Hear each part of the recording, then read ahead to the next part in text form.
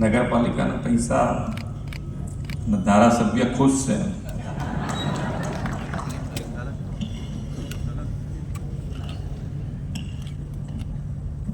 ધારાસભ્યોને ઓછા પડે એમ નથી, રૂપિયાનો મળે જ છે ને તમારે.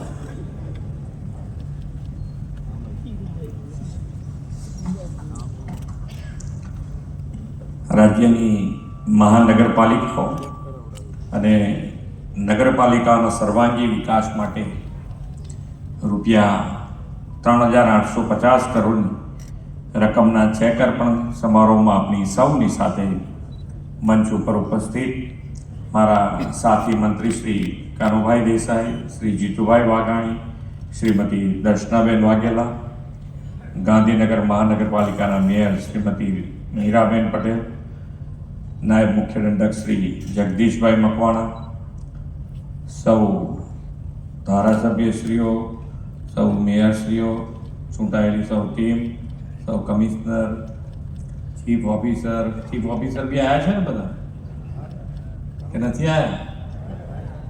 તો અવાજ તો જોડો, ભજન કરો તમારે તો કેટલી. હા, એમ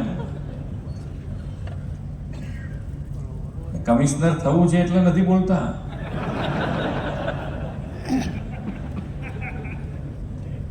કમિશનરને પૂછી આવજો કે તકલીફ કેટલી પડે છે.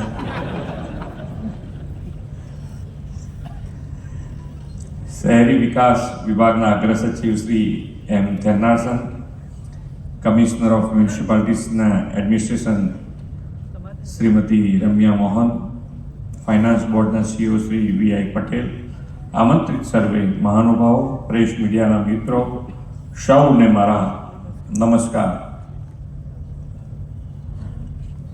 પૈસા, બજેટ અને બજેટની વ્યવસ્થાપન, એના ઉપર જ આપણે બધાને કામ કરવાનું. અત્યાર સુધી નગરપાલિકા કે મહાનગરપાલિકા કેવી રીતે આગળ વધ્યા, કયા કયા કામ થયા, એ બધું જ લોકોએ જોયું છે. લોકોની ફેસિલિટી રોજબરોજ વધી છે. ઇઝ ઓફ લિવિંગ સારું ને સારું, બહેતર ને બહેતર બનાવતા ગયા છે. અને એના કારણે ક્યાંક ને ક્યાંક હવે કોઈ પણ જાતની તકલીફ પડે તો હવે એ પ્રજાજનો માટે મુશ્કેલી બને. અને સહજ વાત છે કે ભાઈ આપણે બધાએ પોતાને પણ એવું જ હોય કે ભાઈ આપણે ફેસિલિટી ઘરમાં ભોગવતા થઈ ગયા હોય તો પછી એને ના મળે તો આપણને તકલીફ થતી હોય તો સામેવાળાને તકલીફ થાય એવું સમજીને આપણે કામ કરવાનું.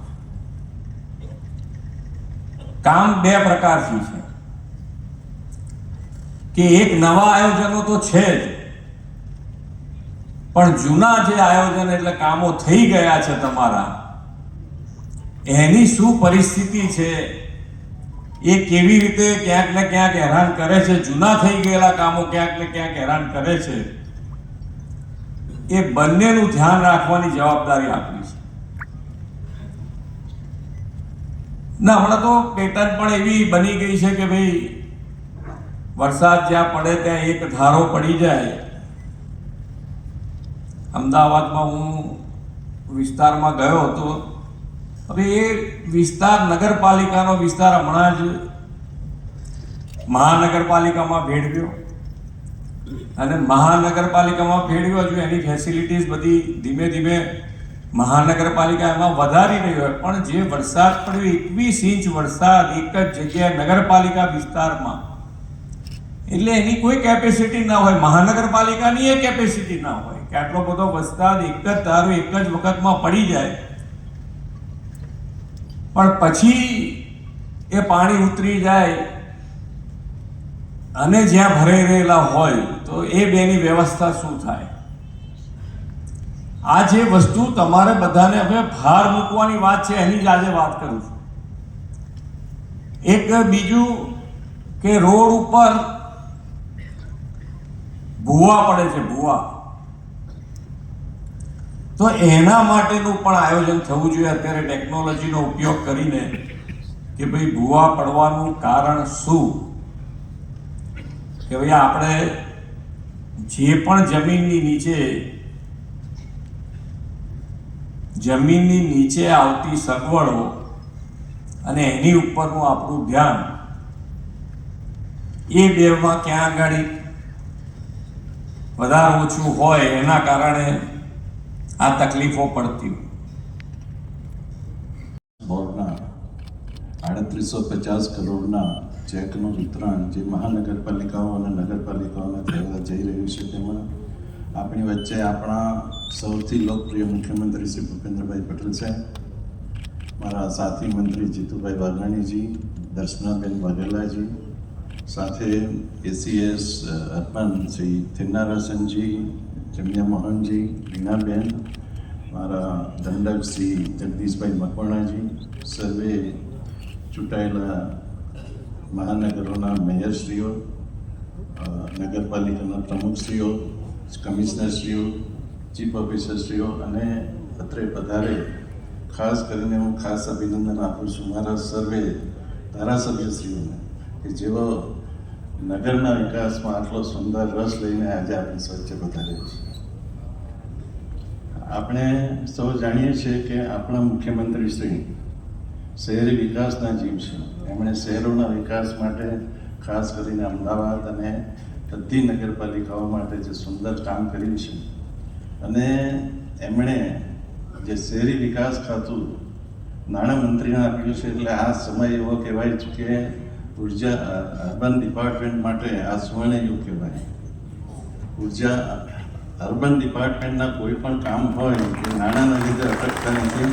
એ મુખ્યમંત્રીશ્રીનો પણ હું ખાસ આભાર માનું છું. અને આપણે સૌએ મુખ્યમંત્રીશ્રીની એક ચોક્કસ વાત, હું લાંબી વાત નહીં કરીશ, કે ક્વોલિટી.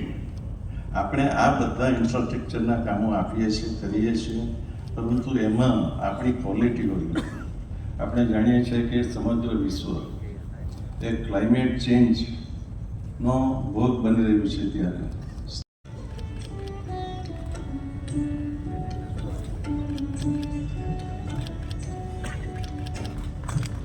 ખૂબ તાળીઓ સાથે આપણે આ સંકલનને વધાવીએ.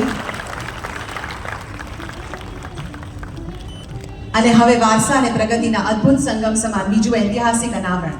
3000 વર્ષથી પણ વધુ સમૃદ્ધ ઇતિહાસ ધરાવતી પાવન નગરી વડનગરની ગૌરવગાથા દર્શાવતી વિશેષ કોફી ટેબલ બુક અનંત અનાદિ વડનગર વારસાથી વિકાસની ગૌરવગાથાનું વિમોચન કરી રહ્યા છે આપણા માન્ય મુખ્યમંત્રી સાહેબ અને મંચસ્થ નેતૃત્વ. તાળીઓના ગુંજારકથી વધાવીએ આપણા આ સુવર્ણ અધ્યાયને. ખૂબ ખૂબ આભાર સર્વે મહાનુભાવો. ખૂબ ખૂબ અભિનંદન અમદાવાદ મહાનગરપાલિકા. ત્યારબાદ પધારશે સુરત મહાનગરપાલિકા, રૂપિયા 770 કરોડ. તેઓના સર્વે પ્રતિનિધિને અમે મંચ પર આમંત્રિત કરીએ છીએ. સુરત મહાનગરપાલિકા રૂપિયા.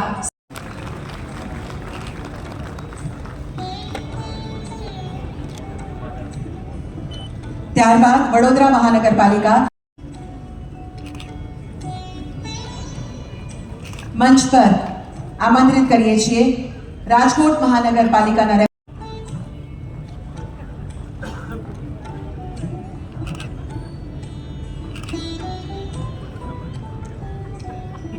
ત્યારબાદ આમંત્રિત કરીએ છીએ 5 કરોડની ગ્રાન્ટ તેઓને પ્રાપ્ત થાય છે.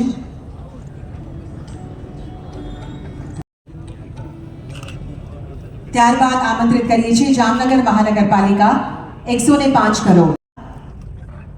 તેઓને 105 કરોડની ગ્રાન્ટ ફાળવેલ છે.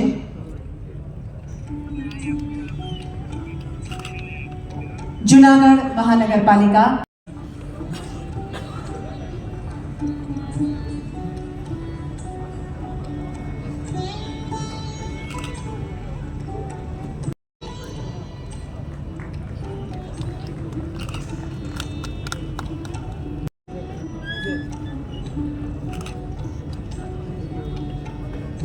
ત્યારબાદ આમંત્રિત કરીએ છીએ